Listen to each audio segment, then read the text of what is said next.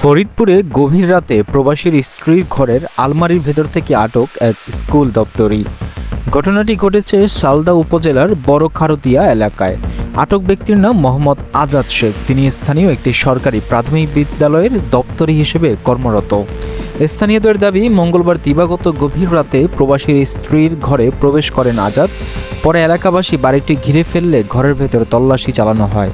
এ সময় একটি আলমারির ভেতরে খালি গায়ে লুকিয়ে থাকা অবস্থায় তাকে আটক করা হয় বলে অভিযোগ করা গেছে।